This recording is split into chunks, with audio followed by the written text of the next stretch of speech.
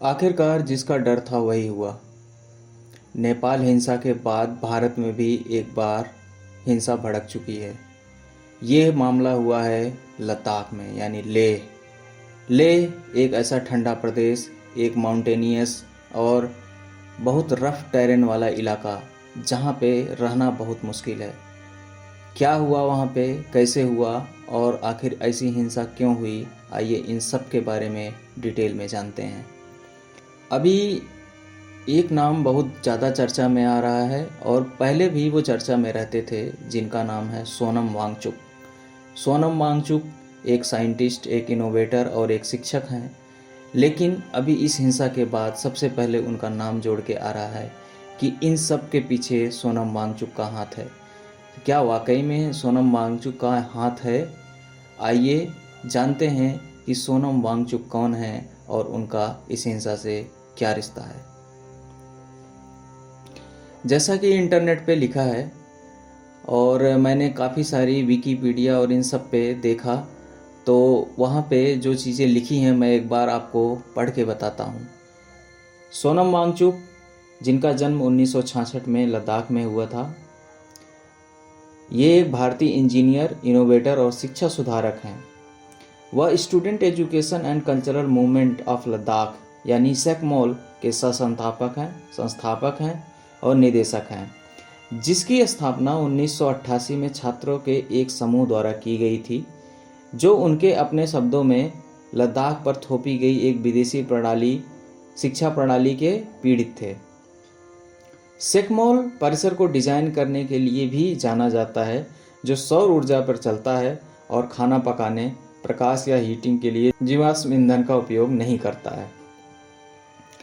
सोनम वांगचुक ने 1994 में operation new hope के शुभारंभ में महत्वपूर्ण भूमिका निभाई थी, जो सरकारी स्कूल प्रणाली में सुधार लाने के लिए सरकार, समुदाय और नागरिक समाज का एक सहयोग था। इन्होंने आइस स्तूप तकनीक का भी आविष्कार किया, जो कृत्रिम ग्लेशियर बनाता है, जिसका उपयोग शंकु के आकार के बर्फ के ढेर के रूप में सर्दियों के पानी को संग्रहित करने के लिए किया जाता है। तो इसका मतलब है कि यह एक इनोवेटर है। इनोवेटर का मतलब होता है कि नई चीज़ों की खोज करना, जो समाज या किसी ऐसे लोगों की मदद करे जिनसे जीवन उनका सुचारू रूप से चल सके। आपने देखा होगा कि लद्दाख में कितनी कठिनाई से लोग वहाँ रहते हैं। लगभग 4 से 5 महीने वहाँ रास्ते बंद रहते हैं। बर्फ़ इतनी पड़ती है कि वहाँ आना जाना मुश्किल हो जाता है। तो ऐसी जगह पर रहना कितना मुश्किल होगा। इसी वजह से सोनम वांगचुक ने इन सब चीज़ों के आविष्कार किए और सोनम वांगचुक को न जाने कितने अवार्ड भी मिल चुके हैं। सोनम वांगचुक का जन्म 1966 में लद्दाख के लेह जिले के अलची के पास हुआ था। 9 साल की उम्र में उनका दाखिला किसी स्कूल में नहीं हुआ था, क्योंकि उनके गांव में कोई स्कूल नहीं था। उनकी मां ने उन्हें उस उम्र तक उनकी अपनी मातृभाषा में सभी मूल बातें सिखाई। 9 साल की उम्र में उन्हें श्रीनगर ले जाया गया, जहां एक स्कूल में दाखिला दिलाया गया। चूँकि वह अन्य छात्रों की तुलना में अलग दिखते थे, इसलिए उन्हें ऐसी भाषा में संबोधित किया जाता था जिसे वह समझ नहीं पाते थे, जिसके कारण उनकी प्रतिक्रिया की कमी को उन्हें बेवकूफ़ होने की गलती समझ लिया गया। वह इस अवधि को अपने जीवन के सबसे काले हिस्से के रूप में देखते हैं।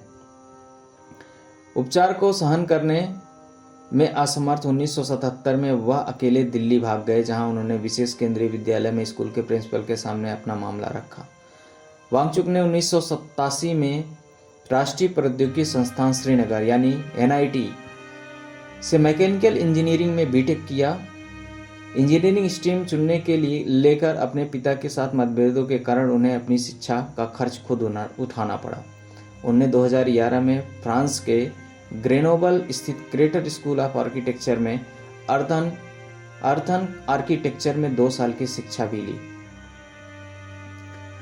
सोनम वांगचुक ने एक और बहुत अच्छी संस्था का निर्माण भी कराया है, जिसका नाम है Himalayan institute of alternative Ladakh, HIAL। HIAL एक बहुत जानी मानी संस्था है। यह उन चीज़ों पे काम करती है जो कम बजट में, लो कॉस्ट में कोई ऐसी चीज़ बना के देते हैं जिससे उस पहाड़ी इलाकों में भी जीवन को सुचारू रूप से चलाया जा सकता है। आइए इसके बारे में अच्छे से और जानते हैं। सोनम वांगचुक ने लद्दाख के छात्रों के शैक्षिक और सांस्कृतिक आंदोलन के साथ अपने अनुभव के बाद गीतांजलि जे अंगमो के साथ Himalayan institute of alternative Ladakh यानी HIAL की स्थापना की, जिसे उन्होंने 1988 में स्थापित किया था। HIAL शुरू करने की उनकी प्रेरणा लद्दाख के अद्वितीय भौगोलिक और सांस्कृतिक संदर्भ के विशिष्ट शैक्षिक और विकासात्मक चुनौतियों का समाधान करने की इच्छा से उपजी है। सोनम वांगचुक द्वारा HIAL की स्थापना सेकमोल द्वारा रखी गई नींव पर आधारित लद्दाख में क्षेत्रीय सुधार के प्रति उनकी प्रतिबद्धता का एक विस्तार है। उनका दृष्टिकोण न केवल उच्च शिक्षा प्रदान करना है, बल्कि युवाओं को उनके विशिष्ट वातावरण में फलने फूलने के लिए आवश्यक कौशल प्रदान करने के लिए एक अस्थायी भविष्य का निर्माण करना भी है। उनका एक अभी बहुत रिसेंट में एक इनोवेशन आया है, बर्फ का स्तूप। जनवरी 2014 में वांगचुक ने आइस स्तूप नामक एक परियोजना शुरू की। उसका उद्देश्य अप्रैल और मई के महत्वपूर्ण रोपण महीनों में लद्दाख के किसानों के सामने आने वाले जल संकट का समाधान खोजना था। इससे पहले कि प्राकृतिक हिमनद पिघले, पानी का प्रवाह शुरू हो, 2014 में फरवरी के अंत तक उन्होंने सफलतापूर्वक एक 2 मंजिला स्तूप का प्रोटोटाइप तैयार कर लिया, जो लगभग 1,50,000 लीटर शीतकालीन जल संग्रहित कर सकता था, जिसकी उस समय किसी को आवश्यकता नहीं थी। 2015 में जब लद्दाख में जांस्कर में भूस्खलन के कारण पुक्ताल नदी अवरुद्ध हो गई और 15 किलोमीटर लंबी झील बन गई, जो निचले इलाकों की आबादी के लिए एक बड़ा खतरा बन गई, तो वांगचुक ने झील के पानी को निकालने के लिए साइफन तकनीक का इस्तेमाल करने और किनारों को सुरक्षित रूप से काटने के लिए जल जेट कटाव का इस्तेमाल करने का प्रस्ताव रखा, जैसा कि योजना बनाई गई थी। हालांकि उनकी सलाह को नज़रअंदाज कर दिया गया और विस्फोटों का काम जारी रखा गया। 7 मई 2015 को झील में अचानक बाढ़ आ गई, जिससे 12 पुल और कई खेत नष्ट हो गए। फरवरी 2018 में लद्दाख के युवा स्थानीय मूर्तिकारों और कलाकारों के एक समूह ने वास्तविक 10 फुट ऊंचा बर्फ का स्तूप बनाया। यह अद्भुत मूर्ति पूरी तरह से बर्फ से बनी थी और इसे पूरा करने में 25 दिनों की कड़ी मेहनत और लगन लगी। चूँकि यह स्तूप एक विशाल बर्फ के टावर के अंदर स्थित था, इसलिए इसे लगभग 12 डिग्री सेल्सियस के बेहद कम तापमान पर बनाया गया था। ऐसे न जाने कितने इनोवेशन इन्होंने कर रखे हैं।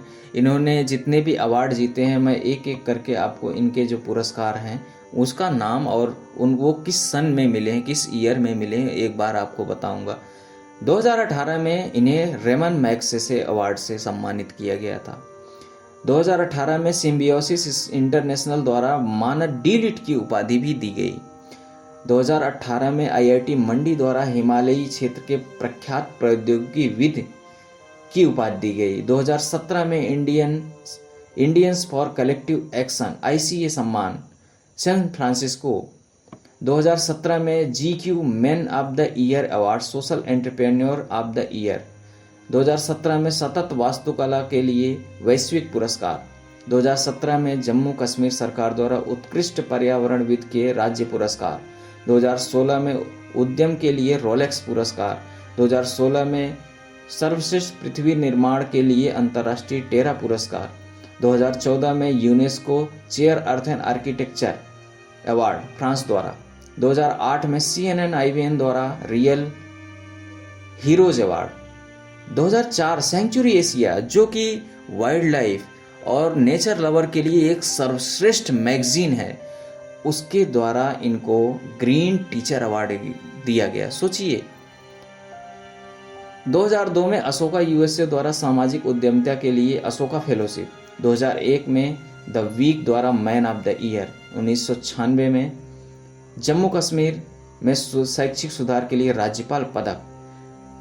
तो एक सोचने वाली बात है, जब इतने सारे अवार्ड, इतने सारे पुरस्कार से नवाजे गए ऐसे व्यक्ति, ऐसे इनोवेटर, ऐसे शिक्षक जो कि पिछले कई सालों से अनशन कर रहे हैं, और नौबत ये आ गई कि इस समय हिंसा भड़क गई और 3-4 लोगों की मौत हो गई। लेह में आज भी जो हालात हैं, जो सिचुएशंस हैं, उसको समझने वाला कोई नहीं है।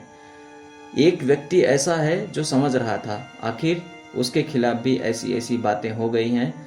सोचने वाली बातें हैं, हम आप क्या कर सकते हैं। लेकिन आज जो भी है, जैसा भी है, सोनम वांगचुक एक इनोवेटर हैं। सोनम वांगचुक ने देश को बहुत कुछ दिया है। लद्दाख जैसे ऐसे टेरेन, ऐसे इलाके में जहाँ पे रहना इतना मुश्किल है, वहाँ पे बहुत सारे इनोवेशन की खोज की है। और मेरा मानना ये है, अभी जो भी हिंसा हुई है उसके पीछे क्या कारण है, इसके कारणों के लिए अभी हम कुछ नहीं कह सकते। लेकिन जो भी हुआ गलत हुआ है। और अनशन तक ठीक था, लेकिन ये हिंसा होना ये कहीं भी अच्छा नहीं है। अभी पिछले एक हफ्ते पहले, एक सप्ताह पहले ही नेपाल में इतनी बड़ी हिंसा हुई, जिसके कारण तख्ता पलट हो गया। ऐसा मेरा मानना है। ऐसी हिंसा, ऐसे दंगे फसाद नहीं होने चाहिए, बिल्कुल भी नहीं होने चाहिए। चाहे जो भी कारण रहा हो, चारों तरफ एक ही न्यूज़ चल रही है, बस सोनम वांगचुक, सोनम वांगचुक, सोनम वांगचुक। सोनम वांगचुक को पकड़ो, सोनम वांगचुक गुनहगार हैं, सोनम वांगचुक अपराधी हैं। उन्होंने अनशन ख़त्म करके, उन्होंने जो अनशन ठान ली थी कि मैं अनशन पे रहूँगा, उन्होंने 15 दिन में ही ख़त्म कर दी, क्योंकि इतनी बड़ी हिंसा हुई जिसके जिम्मेदार उनको ठहराया जा रहा है। इसमें कितनी सच्चाई है, क्या मामला सामने आता है, आगे और भी चर्चा करेंगे। तब तक के लिए जय हिंद।